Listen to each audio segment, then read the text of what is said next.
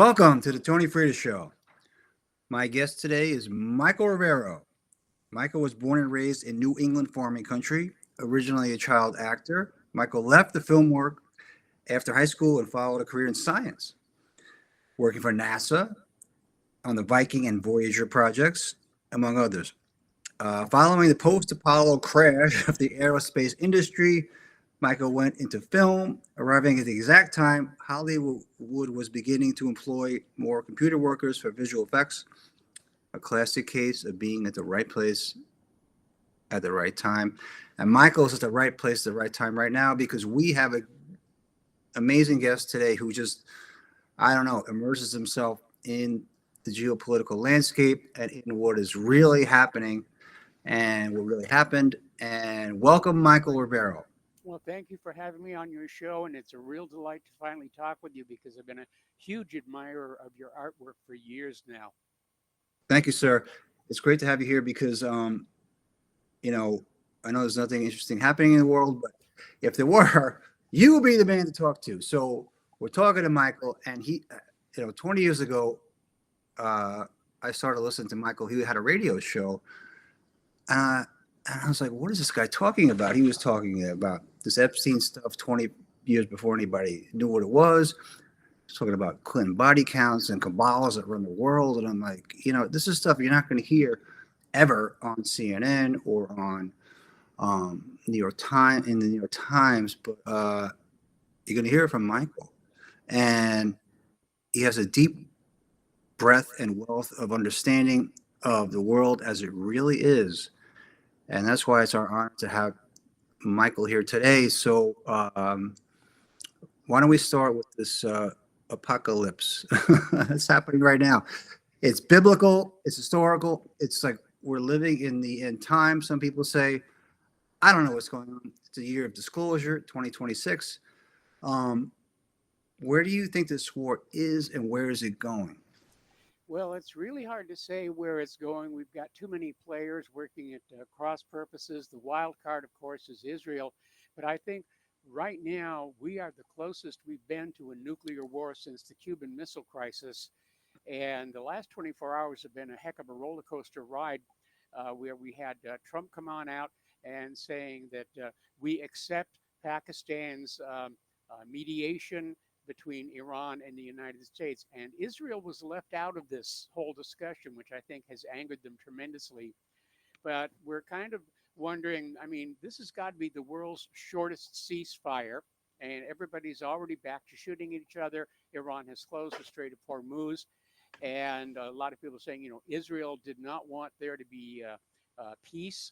And others are saying that Donald Trump went along with this Pakistan plan, knowing that Israel would violate the ceasefire. They'd shoot at Iran. Iran shoots back, and Trump gets to say, I tried to bring peace, but hey, we have to go back to war again. So a lot of politics are in there. Trump knows that this war is very unpopular with the American people. It's very CNN says unpopular. 100% approval rating of the Oh yeah. Oh well. 100%. Who approves of war outside of the weapons manufacturers? It's insane. Yeah, well, I think that poll is a way to kind of pin this war on Trump and his followers to say like 100% of MAGA loves this war because they know it's going to end in catastrophe. And I hope to God I'm wrong, but I have this feeling like this is a repeat of World War One, where World War One sort of presaged the end of the British Empire. This seems to be the war that's going to destroy the American empire. And what do you think about that? Well, you may be right because, as you know, there's this big push for globalism and a one world government. And the United States and Russia and China are the major impediments to establishing a one world government.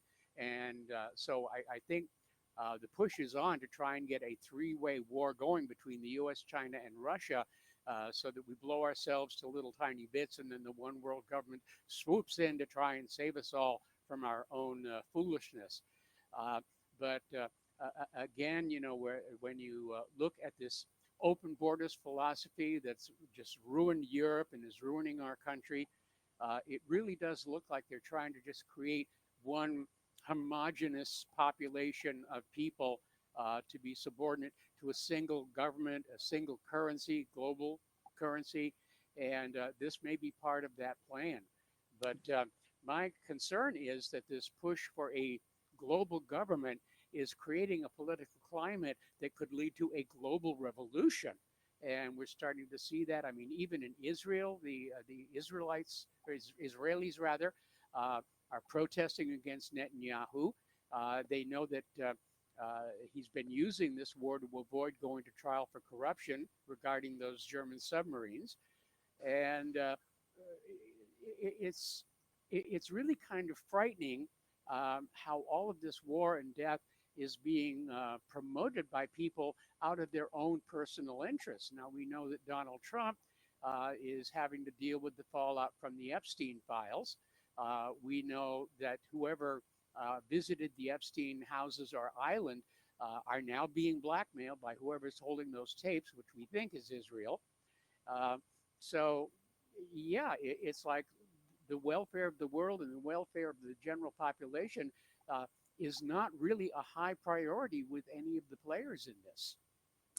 Yeah, that's what it definitely appears to be. But I mean, to play devil's advocate, I mean, literally, like uh, the idea that Trump is playing 4D chess and this whole thing is really a move against China to cut them off from Iranian influence and oil, and that it's really a play against China to solidify American hegemony in the world. So, and that he has some master plan that's beyond the Iranian Middle East conflict, and that everything's going to work out beautiful. The some of the MAGA diehards believe that he has a plan that he's just not letting us know, that everything is just bluster and sort of you can't take it at face value because it's this idea that don't take what Trump says literally, but take it seriously. He was threatening literally murdering 90 million people like 2 days ago, which is unprecedented and seemingly, I mean, astonishingly reckless, uh, and obviously immoral and a war crime. But he didn't follow through with that. So, um, how much do you think of this is just bluster? And there is some strategic plan underlying it that we're not in on, because obviously we're not in on what's the real goal, what do you think is the real, you really think that, so if Trump is an agent of the New World Order, like he certainly, I mean, they tried to destroy him for 10 years, so that wasn't Yes. a ruse, so that was real, right? Yeah, that was real here. And I don't think Trump is an agent of the New World Order. In fact, I think he's been a major roadblock, and that's why Yeah, I they've do been too. trying to get rid of him. But whatever their plan is, it seems to have stumbled rather badly because the U.S. is now getting kicked out of its bases in the Middle East. Qatar has asked the military to leave. We're abandoning our bases in Iraq right now. China and Taiwan are starting to like make friends again. Uh, and North and South Korea are back to talking about reunification. So this, whatever the globalist plan was, it seems to have definitely stumbled. And they could wreck the planet by failing to actually succeed in their plans and just leave all this devastation in their wake. Yeah, so but okay, what's like the best case scenario that you think this could, like, just say, put on your white hat for a moment that Trump has some plan that's cogent and everything else is just bluster and hyperbole, like how could this end well? I think it would end well with both the United States and Israel being soundly defeated and humble to the point where they stop messing around with other people's countries. Because, if you look at the history of the United States of America, we're coming up on our 250th birthday, and look at how many of those years we've been at war with somebody, usually on the basis of lies and deception to the American people. And, we are unfortunately a warlike country, and so is Israel. And I think between the two of us, the two of these countries, rather, it's caused a tremendous amount of misery and death and destruction throughout history. And I'm opposed to the idea of a one world government, because we see how corrupt large nations become, like our own, and a global government would just be that much worse. And I really think planet Earth would be better off with, hundreds and hundreds of small nations all working, for their own commerce and their own good and minding their own business.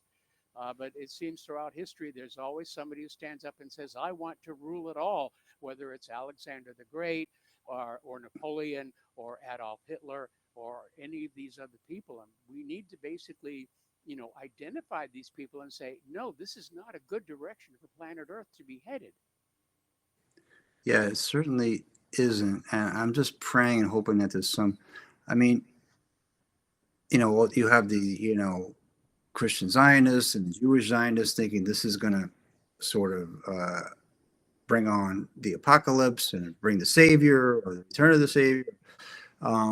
There's all this religio-political things going on, and then you have Islam who believe that their Savior is going to come throughout this conflagration. So it's a fascinating thing. Like I say, the only way I survive it is by kind of pulling back from it and trying to, almost like I'm watching a movie, right? It's like otherwise, it's just it can be so demoralizing. But like, who's really running the show? Like we learned from the Epstein files that Epstein's just a legend. Right? You have the Rothschilds, right? Like, would you consider them top of the pyramid? I would definitely consider them top of the pyramid. There's probably one or two other families. These are people who are so wealthy, they don't even show up on the list of the top 10 billionaires, where you find Yeah, yeah, Elon Musk and Donald Trump and so forth, because they want to hide from the public just how much wealth they have siphoned out of the productivity of the world. And yeah, and that kind of money is a power unto itself. And the people who are wielding that power, well, money is an addiction. They no matter how much they've got, they want to have more. And money yeah, translates to power. And power is also an addiction. No matter how much power they've got to have more. And it's really a sickness. It's almost like we need a clinic to treat the money junkies. I mean, when we talk about like a heroin junkie or a cocaine junkie or somebody who's on alcohol all the time, we recognize the harm they cause to society. But when we see a money junkie, uh, we're conditioned to admire them and say, "Oh, I would like to be like that." But they are just as destructive to society as any other kind of addict. yeah. No, you're right. It's that's where the war becomes more psychological or spiritual. It's beyond money and politics. It's like it comes down to humanity, right? Like these are. I mean, I think there's a spiritual component to this where these people and they talk about demons. It's like some of the guys that are on Epstein's in the emails. They're talking about demonic possession, and they're talking about a spirit of darkness that people try to say it's unscientific or it's not based in reality, but there is a spiritual element to what's happening, and there's something that when you become someone who's consumed with just greed and avarice and power, you start to lose your humanity, and I think that's when a dark spirit can inhabit you and inform your decisions. So I don't know if you have any thoughts on the spiritual aspect of how these people get so dark, and how they sort of their darkness starts to take over humanity. Well, certainly we're seeing people like Trump and Hegseth and Netanyahu, assuming he's still functioning right now, Or alive. they will exploit religious beliefs to try and convince the public that we have to go to war. It's God's will, and it's like right out of the Middle Ages. But I think an issue here that we need to look at is more psychological, in that we're dealing with sociopathic Yeah, personalities yeah, who simply do not comprehend the suffering they cause to other people. That they're oblivious to it. It's invisible, and their attitude is, we can send off several million people to die in war, and big deal. It's just a statistic, and as long as I'm getting what I want in terms of money and power and authority, well, the rest of the people, they're just as Henry Kissinger says, they're dumb, stupid pawns to be used for foreign policy. Yeah, so that's where it gets the psychological component. Take out the spirituality for a moment, but so if you can look at it in a Jungian sense, I think in a deep sense, some of these power brokers hate themselves, and if you think about a Jungian shadow sense, they project their self-loathing onto humanity, and they hate the rest of us. So it's a misanthropic sort of ideology that unfortunately the most powerful people in the world seem to hold, and that's why everything's so bad. Everything, we have really bad people who hate themselves and hate humanity through Jungian projection, running the world and starting the wars. I mean, look at World War One. The whole thing was a sort of mass human sacrifice effort that had nothing to do with, really, if you get down to it, like, these guys were dying for like a couple of inches of territory in a trench in Europe. It made no sense. I mean, if you try to think about these things logically, that's what I'm talking about spiritually, because logically, even geopolitically, it doesn't make sense. So there has to be another realm where, maybe in that realm, it starts to make sense. It's an interesting point that you make there. And yeah, I mean, for ordinary people like you and I, the wars really don't make sense, and that's why there's so much deception used to start them. Uh, and to those who are running the wars and causing the wars, it somehow makes sense to them in whatever embedded imagination that they're dealing with. But yeah, wars are generally bad for pretty much everybody except the leaders and the providers of weapons and the bankers. The bankers love war because it's their richest harvest of debt. And I think one of the Rothschild matriarchs actually said that if my sons did not want wars, there would be no wars. Yeah, that's I saw that quote, and I mean, she said she gave away the whole game right there, right? Yeah. And it goes back to, I think, Waterloo, right? It wasn't that the genesis of the Rothschild fortune, where they bet against, or they deceptively said that, sent cables that said that, England lost the war, and then the stock market crashed, and they bought everything up on for pennies on a dollar. Hmm. So, so their whole fortune was based on deception, and they realized it works, and we're constantly being deceived and lied to, and we're sick of it. I mean, do you see any hope that we can transcend this paradigm of the elite lying to us for their own benefit, and at the detriment to humanity? Well, I think fundamentally the economics of the world has to change. And I look at the beginning of the downfall of our country happening back in 1913 with the establishment of the Yeah. Federal Reserve, when we stopped having an honest monetary system and instead just allowed the bankers, we legalized counterfeiting by the Federal Reserve. And they just started printing up money and loaning it to the government and charging interest. And they've become insanely wealthy. I mean, the Federal Reserve refuses to be audited. I think they're justifiably concerned that if the American people ever realize just how much wealth they have siphoned out of the American people, there probably would be a revolution. And again, we need to get back to an honest monetary system because that's going to not only improve life for ordinary people who are going to be freed from manufactured debt, but it's going to limit the ability of governments to go to war because they can't just create the funding for war out of thin air. And there was a movie that came out a while back called The International, and there's this wonderful scene in there where this banker is explaining why this other bank is starting to traffic in small arms for conflicts. And he says the true value of a conflict is in the debt it produces. If you Mm. control that debt, you control everything. And that's really what rules the world is debt owed to these bankers. And again, 1913, I think, was the Yeah. beginning of the decline of the American civil society. No, I totally agree. So there's other things that happened during Woodrow Wilson's administration. Federal income tax, fractional reserve banking, World War One. So I mean, this guy was just bad on every front. I mean, things that he did, and he was incapacitated at one point. And his wife took over. the Woodrow Wilson presidency was one of the greatest stains in this in our country history, and you can really trace it back to there. But I think I'm getting the sense that this war is an echo. Time history doesn't repeat; it sort of echoes or rhymes.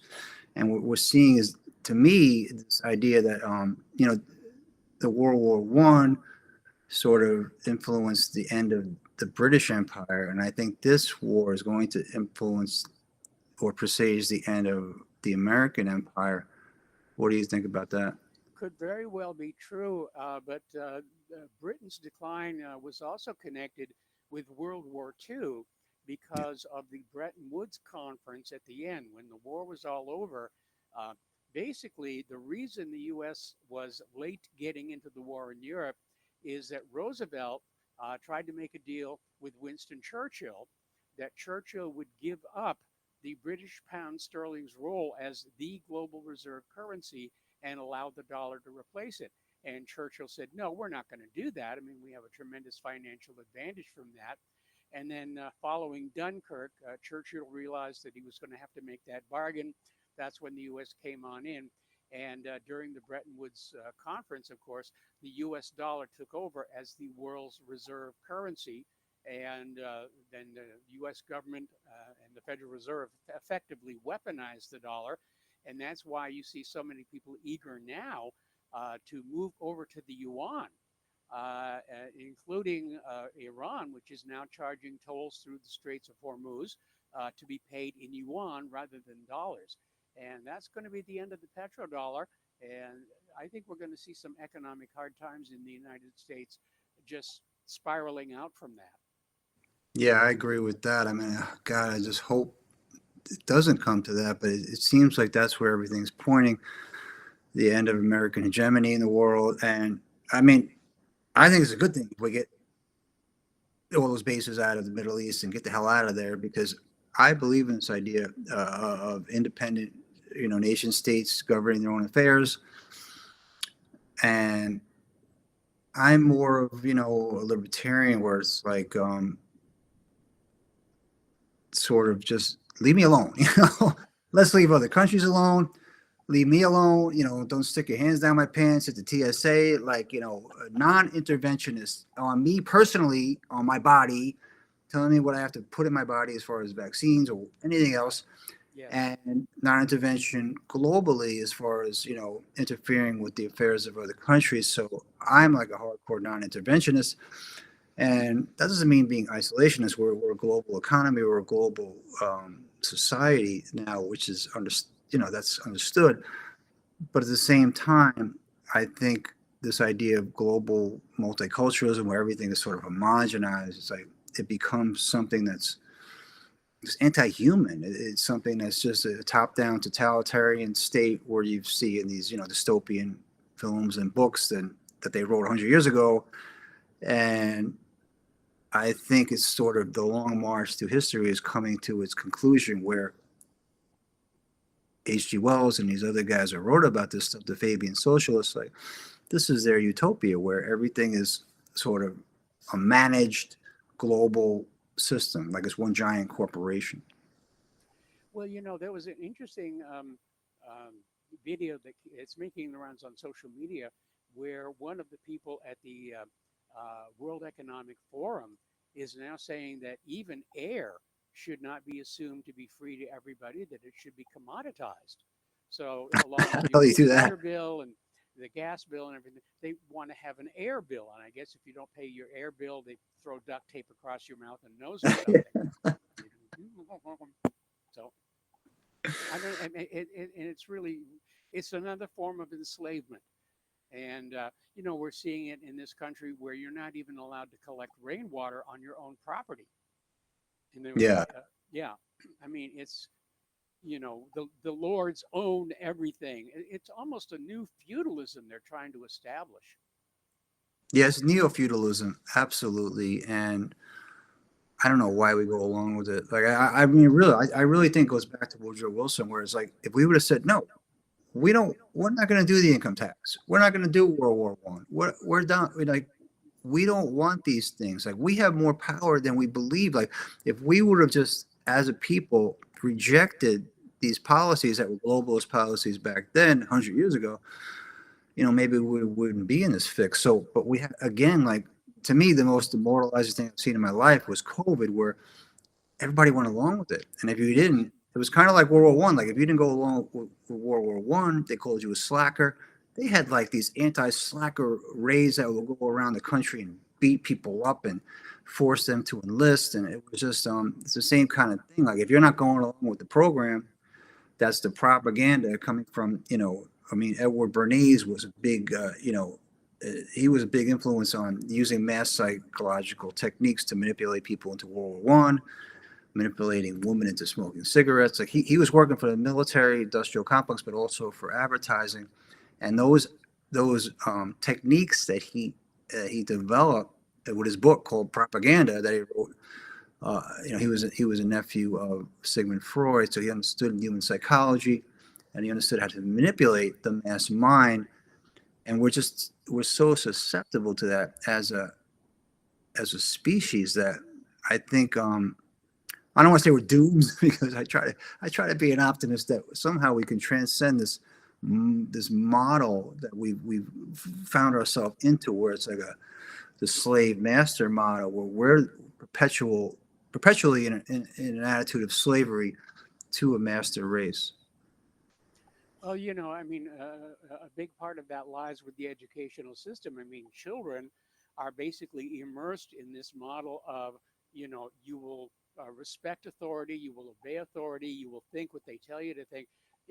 As soon as they're in school, this is what they're being fed. We're seeing it today with this push for transgenderism, drag queen story hour, and it's just insane. And I'm old enough to remember when school was about arithmetic and spelling and grammar and Yeah. history, or at least the version of history that we were allowed to be taught. But yeah, it's like, our educational system has become a giant fraud. It's convincing people they're educated, but without really educating them.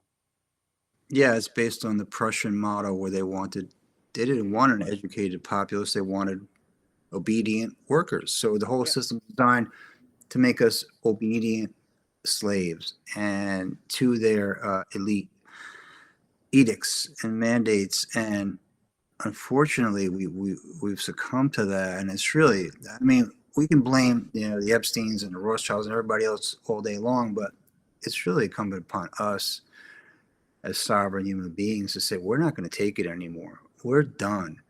And unless there's some sort of, global awakening where we say, I think it's happening. I think it's happening primarily because of social media. And if you remember back in the early days of the internet, we're talking back in the 1970s, there was a real effort to limit the internet.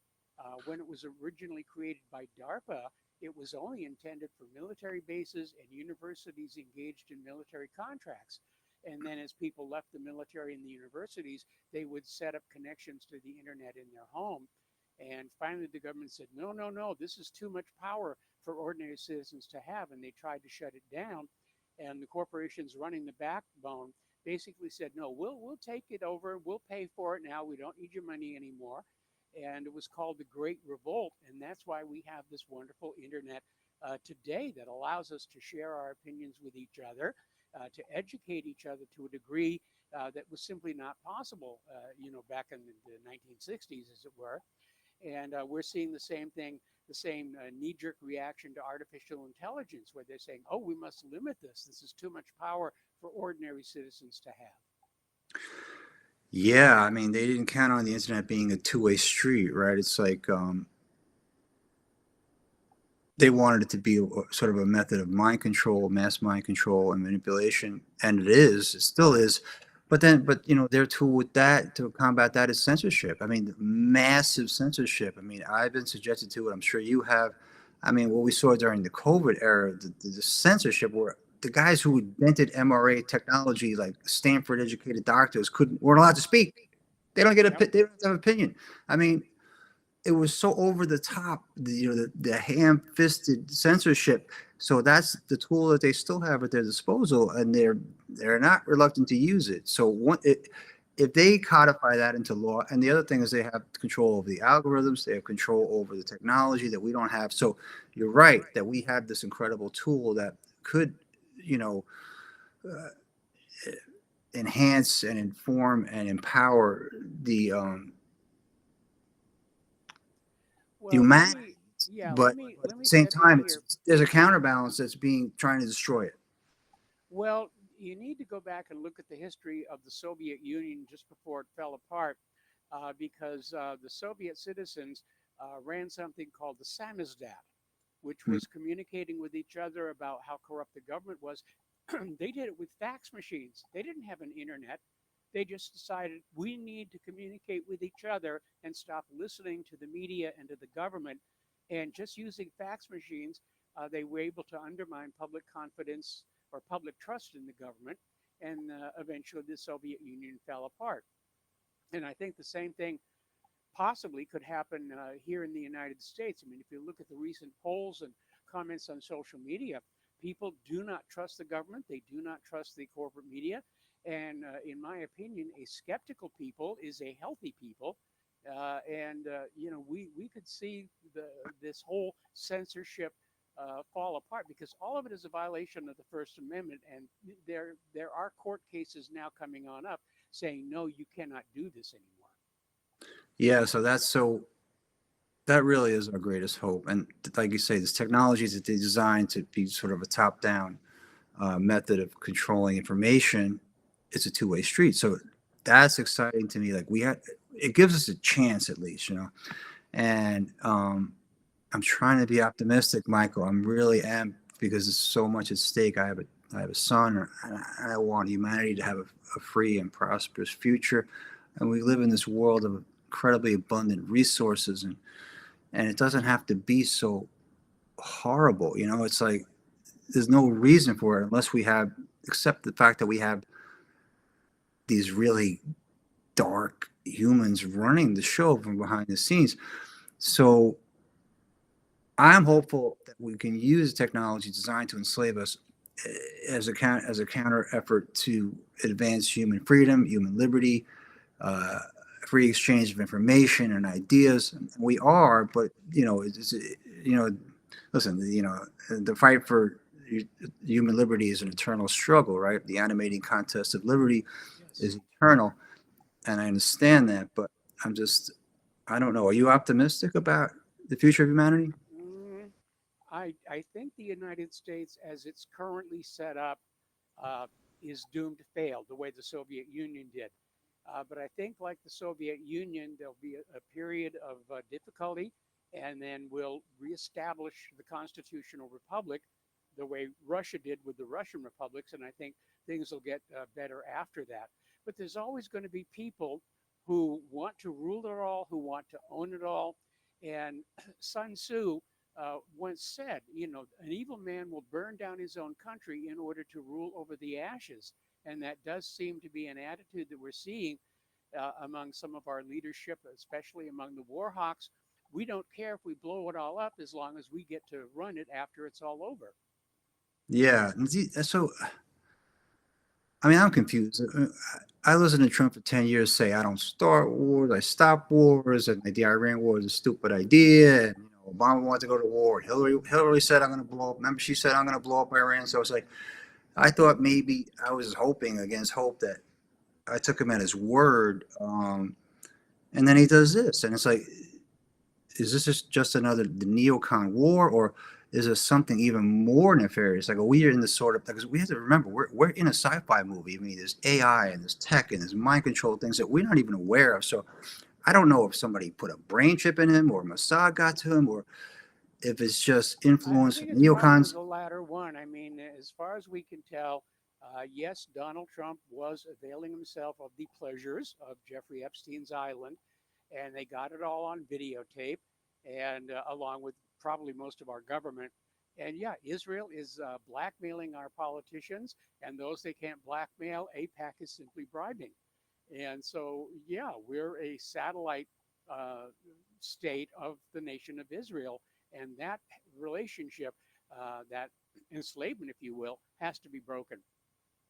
Yeah. So what the Trump Epstein connection? I mean, the only thing I have to say about that is like the Democrats, if they had dirt on him, they would have used it. I mean, they tried everything, they could to destroy him. So if they actually, why wouldn't they have used it? Biden had all that information. Why wouldn't he use it against Trump?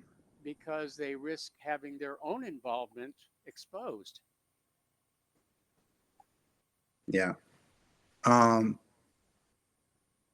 yeah, I mean, it makes sense. I mean, I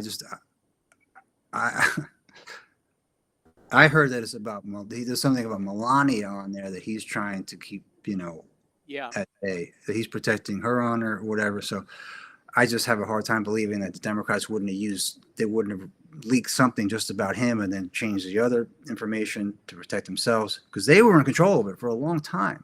They could have easily manipulated the data. And I mean, they said 2% of what the Epstein files were, with millions, which is amazing because it's millions of documents. And it's only 2%. Like what? And that's pretty bad stuff. I mean, they're talking about eating babies and raping children and creating, these new species. I mean, crazy, crazy stuff at Zorro Ranch. I'm sure you know all. Well, I think some of that crazy stuff is a propaganda technique called poisoning the well, where you take something that is really happening and you dump some junk into it so you can point to the junk and say, well, that probably did not happen. Therefore, you can ignore the rest of the evidence. But as far as the Democrats being in control, I don't think they were in control of the Epstein information. I think that Israel was. And, so it really wasn't up to the Democrats to do it.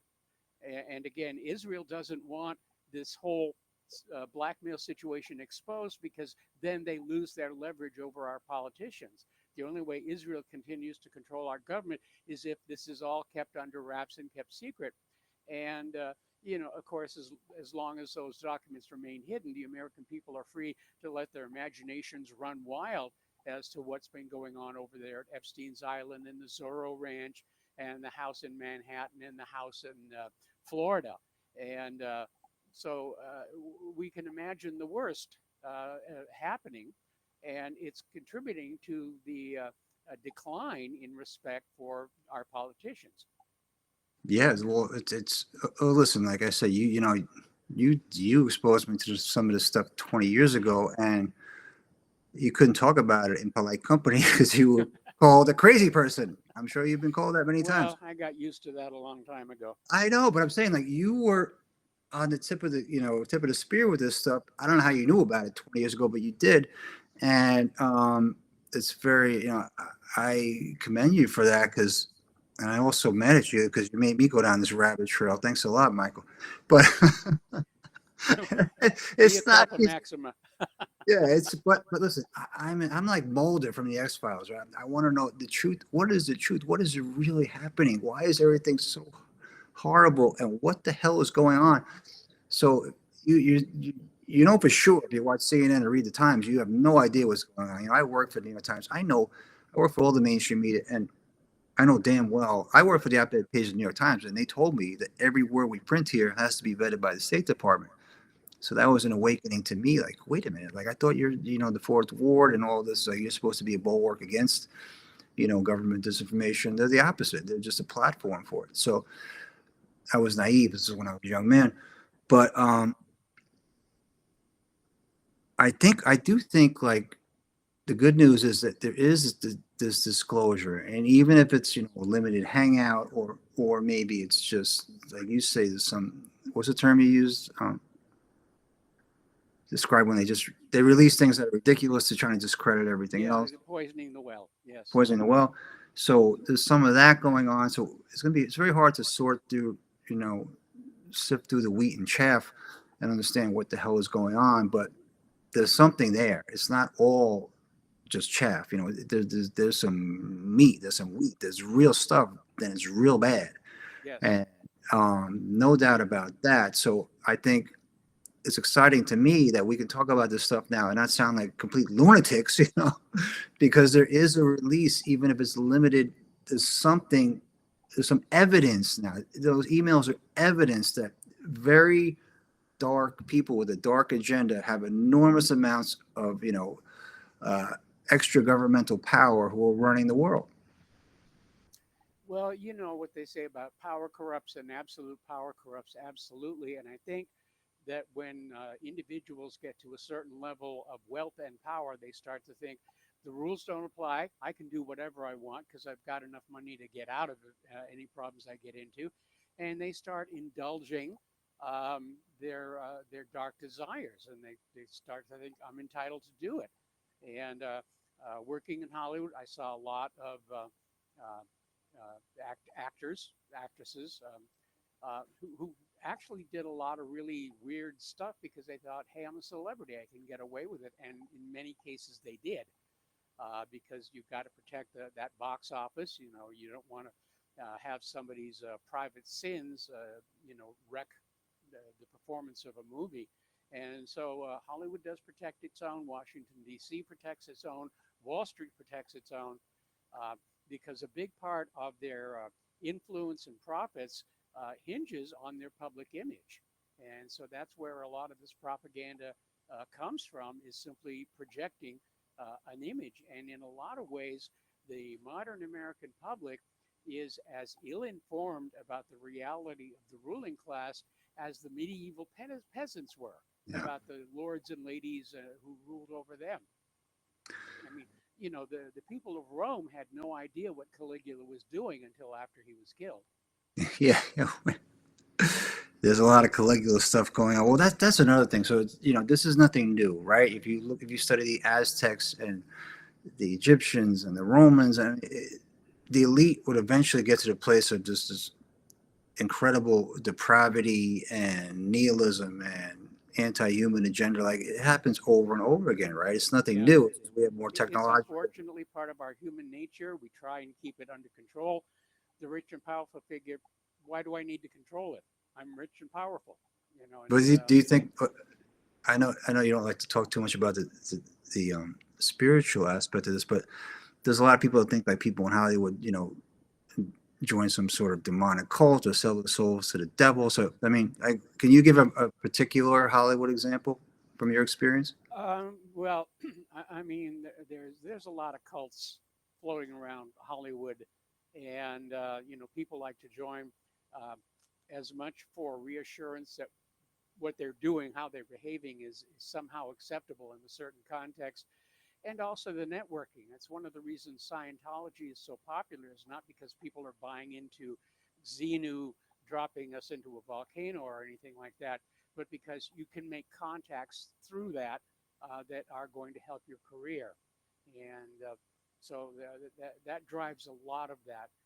But as far as selling your soul to the devil, uh, I don't think somebody with horns and flames and smoke appears with a contract.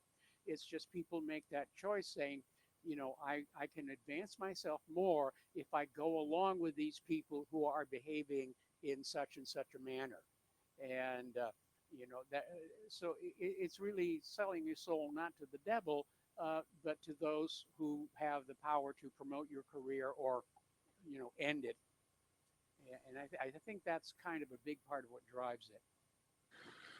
Yeah, I mean, it makes perfect sense. And like I say, this stuff echoes through time and history. Like these elite, it's some sort of deficiency in the human makeup that when people become rich to, ultra rich and ultra powerful, that they sort of become decadent and evil. I mean, I don't know what the word to use, but sort of immoral, where they look at the rest of humanity as just, pawns, just used for their pleasure or their, they don't connect with they disconnect from the rest of humanity because they look at themselves almost like a higher species, or because Yeah, they there's get nothing they wrong do with this stuff that. with I impunity. mean, Andrew Carnegie actually believed that the ultra wealthy were a different species of human Yeah, being. that's what I'm talking about. Yeah. Yeah, Yeah, so it's like I think that believe it. And okay, even if you're not a spiritual person, like I think a lot of them, they believe, they believe that they're who's the guy Woodcock? Who's the guy who ran Victoria's Secrets, the billionaire? oh, yeah. Oh, I know who you're talking about, but I can't remember the name off the top Yeah, of my so this head. billionaire, right, Yeah.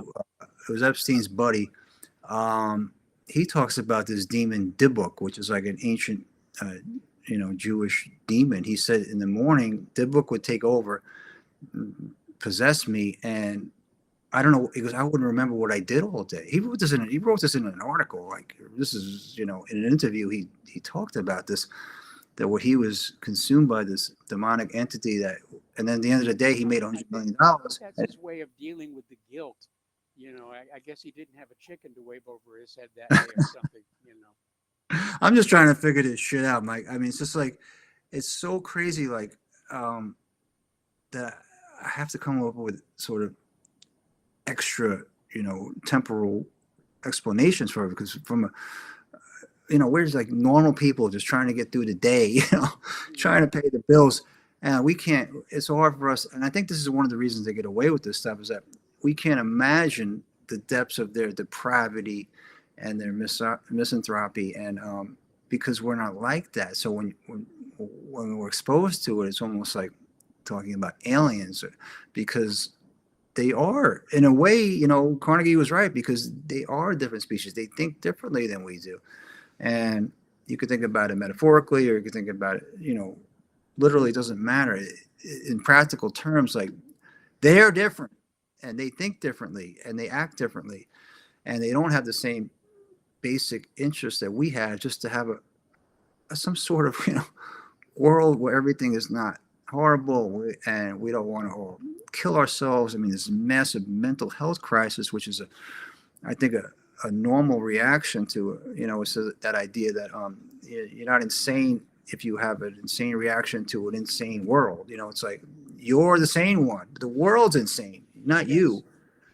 So I think there's some to that, and I think psychologically we're all suffering. I mean, my partner is a psychologist, and it's like she's never seen 25 years the amount of people that are suffering and that need help and that are depressed and anxious and suicidal. I mean, it's an epidemic, and that's a reflection of a society that's gone down the wrong path.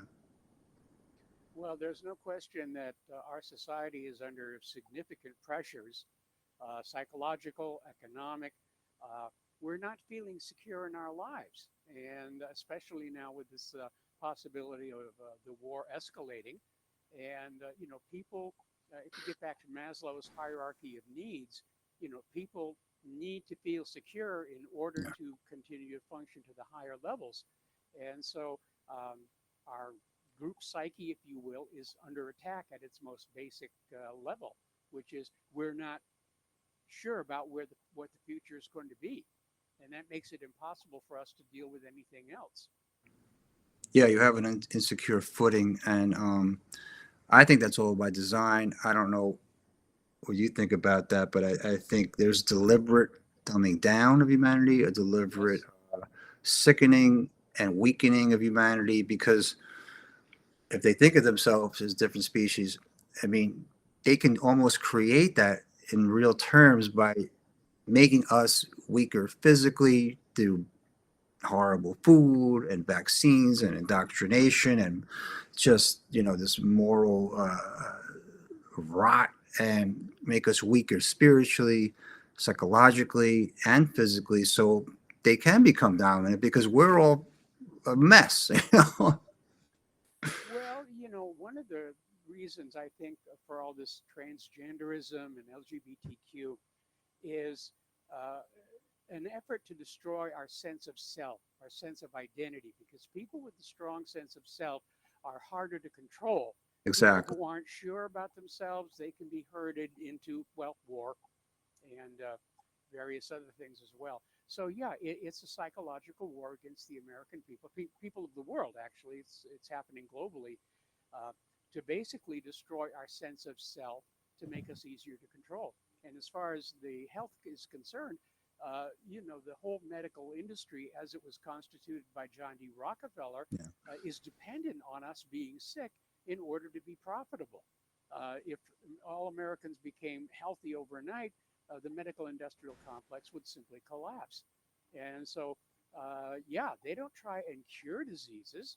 They're in the business of treating the symptoms over and over and over again. So you keep Yeah. coming back for another prescription, another pill. A patient cured is a customer lost, is the way that this system operates. Yeah, I mean, they talked about it. What was it? Inoculations and indoctrination. I forget who said that, but there's ways to control humanity. He talked about, H.G. Wells, about Soma, about medicating the populace so that they're controllable. And they think they're happy, but they're really not. And we don't care because now they're like, I mean, they think of us as livestock, Yes. to be herded and managed and culled. I mean, do you think that there's a depopulation agenda? Oh, I think there definitely is. I mean, ever since George Bush came on out with his comment about the useless eaters, and it could be that these world wars are depopulation driven. Um, I keep thinking about the end of World War One. It's almost like we didn't kill off enough people, so we had to have the Spanish flu, which didn't come from Spain, by the way, and that wiped out a lot of people. And there is a population problem, and there always will be because sex is a lot more fun than dying. And these people who are ruling the world are saying, well, yeah, let's get rid of these. We don't need these people anymore, especially with robotics and artificial intelligence coming along. We can do without a lot of these people. Bill Gates actually came on out and said, we don't need as many people anymore. Yeah. Well, that dovetails with the transgenderism because if you don't even know what sex you are, how are you going to procreate, right? So it's like it all sort of comes together. These puzzle pieces that, Especially if you're cutting your reproductive organs off. yeah, yeah. Good luck. You chop it off, Yeah, you're there gonna you have go. a lot of Forgot trouble having got the it. cover. And then to convince you that somehow if you don't chop it off, you're a bigot. So that's the psychological part, and the mass mind control part is social conditioning. So it's a multifaceted program to cull us and to weaken us, but there's more of us than them, and Yes. we need to just do the opposite of cutting it off. We need to grow a pair.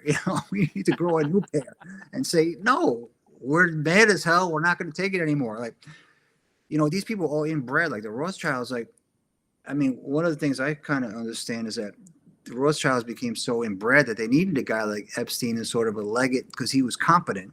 Yes. They're all like, Rothschild kids are all like, they're compromised mentally, they're suicidal, they're drug addicts, they're all screwed up through inbreeding and through this decadence. And they needed a guy like Epstein who was like, he could run the show or, follow their orders. Does that make sense? Yeah, that would make sense. Well, people who are that wealthy, uh, they have people taking care of everything about their lives so that they don't have to. It's like in Gulliver's Travel, the flappers, who would, have a little bladder under the jaw of the politicians, and they would move the mouth so the politician didn't have to speak or say anything. It was done for him, and we get a lot of that now. Yeah, we certainly do. Um, so I want to have some hope, Mike. I need hope to keep me going, bro.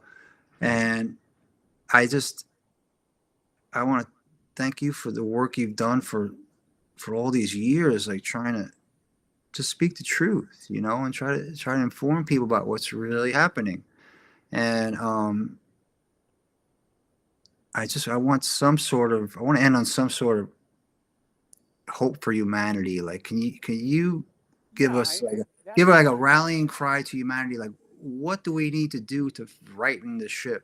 Well, we're already doing it, and that is that the people of planet Earth are waking up. They're taking it upon themselves to find out what's going on. They're not just sitting back and letting the TV and the newspaper and radio tell them what to think. They have lost trust in that form of communication, and they are getting out on the internet. They're finding out for themselves what's going on. And if you look at social media, you see a lot of people are getting very, very angry about what's been going on. And I think we're approaching a critical mass where, again, as I said earlier in the show, this push for a global government has created a political climate conducive to a global revolution where the people of planet Earth are just going to storm the halls of power and take these politicians and, you know, kick them out, bounce them down the steps. Little tar and feathers might not hurt either. Yeah, maybe a few guillotines out in front of Capitol Hill. I mean, Well, really. I'm old fashioned. I go for the tar and feathers. The guillotines sound like a good idea. I mean, I don't want the Paris terror again, but the Epstein class, like, why aren't they going to prison? We have the emails. Why? Where are the indictments? I mean, that's a big problem, and a lot of people are pissed off about it. A lot of people think this whole war is a distraction from that, and I think there's some truth to that too. So war is always used like when all else fails, go to war, right? So Yes. because then everybody rallies against with the Except flag. it's not happening this time. Okay, we are not seeing the country unite behind the flag in the current wars. CNN disagrees with you, Mike. Well, I disagree. 100% approval rate. No, but I think so. I have my own issues with CNN. Oh yeah, because they're lying, murdering scum. But I think the good news is that a lot of people are starting to reject CNN and New York Times and all of them are saying like, no, we're the media now. You and me, Mike, we're the media. You all can go F off because you lied to us about everything. Yep. Every war, every plague, everything is just a constant stream of lies, and we're sick and tired of it. We're done with your lies. We're over.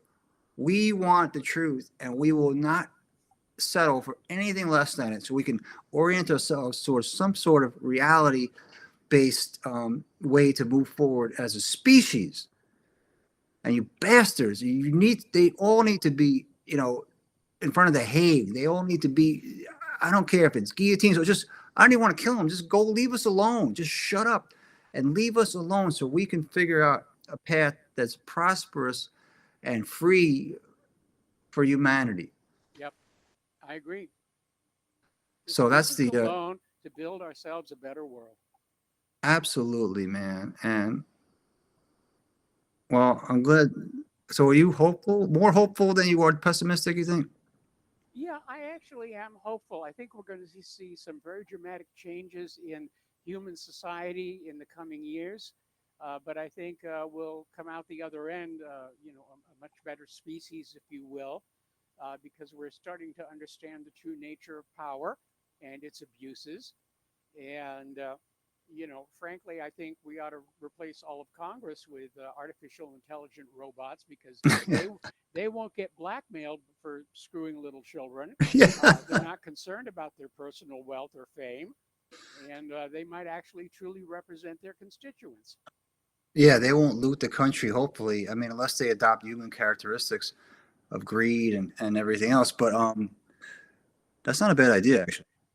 I mean, listen, the AI revolution, it's like everything, it cuts both ways, right? There's great uses of AI and there's horrible anti-human uses of it. So it's a double-edged sword, just like the internet. Like you can use it as a censorship, propaganda tool, but we have a voice too. Yes. And that's the great hope of humanity. I totally agree with you about that. Like, and we have to, with all of our might, fight the censorship and fight the top-down algorithms that are designed to destroy us and lie to us and disinform us. And I think if we have any capacity to do that, that there is hope for humanity. But if they ever get complete control over the information is everything, right? So yes. I just but again, I mean, look at the Soviet Union that was brought down by fax machines. Yeah, man. So, well, I'm glad you're hopeful, and I think that I know you're a technological guy, and there's so much more I'd like to talk to you. We'll do that next time. But thank you so much, Mike. And where can people find your stuff? Well, my website is called whatreallyhappened.com, and I also spend a lot of time over on X. And between those two, it kind of keeps me busy. Yeah, you need a new radio show, man. Well, I'm doing a lot of interviews like this one here, but I kind of had to quit doing radio because, first of all, I'm an old guy, and I've been dealing with some health issues. Oh, okay, I'm sorry. And yeah, I suffered a vaccine injury some years ago that's kind of limited me. But I'm still out there and kicking on the internet, on the website, and on social media. Excellent. Well, Michael Rivero, thank you so much for your time and your brilliant insights. This is the Tony Freda Show, and this is our first inaugural episode with Mike, and it's brought to you by me and my partner, Dr. Christine Mara. Thank you.